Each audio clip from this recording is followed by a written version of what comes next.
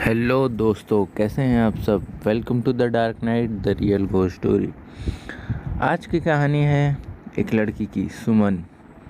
सुमन बिहार की एक गांव में रहती थी जिसका नाम गोपाल है।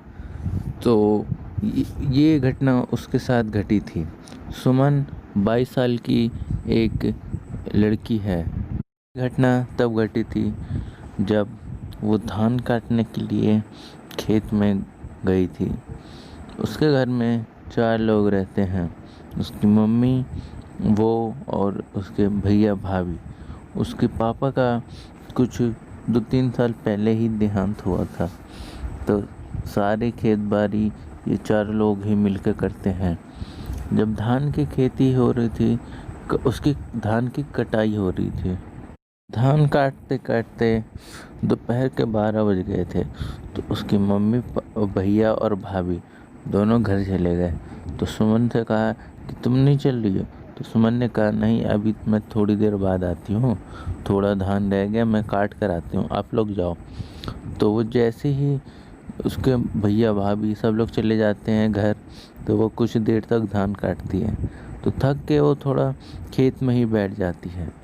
खेत में बैठते बैठते वो सोचने लगती है कि थोड़ी देर और है, मैं काट लेती हूँ, फिर कल आके काट दूँगी। तो उसके बाद वो वहीं काटने लगती है दोबारा। तो ऐसे ही काटते काटते लगभग 1:30 बज गए थे। तो वहाँ उसके खेत के बराबर में ही एक जामुन का पेड़, बहुत बड़ा ही पेड़ है और पुराना भी है। लोग कहते हैं उस जामुन के पेड़ पर भूत का वास है। तो वो लड़की भी जानती थी, पर उसे यकीन नहीं होता था कि उस जामुन पर पेड़ है, भूत है।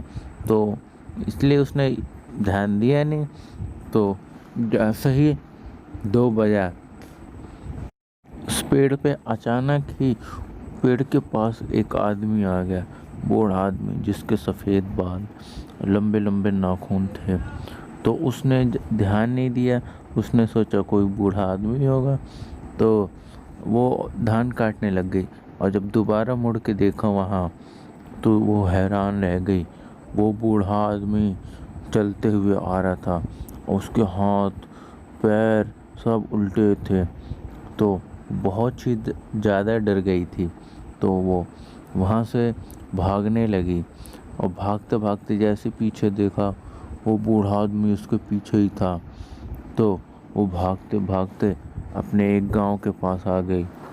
तो उसने गांव में जैसे एंट्री की, तो उसने पीछे मुड़ के देखा, तो भूत नहीं था और वो बहुत ही ज़्यादा डर गई थी। और घर जाके उसने सभी लोगों को ये बात बता दी।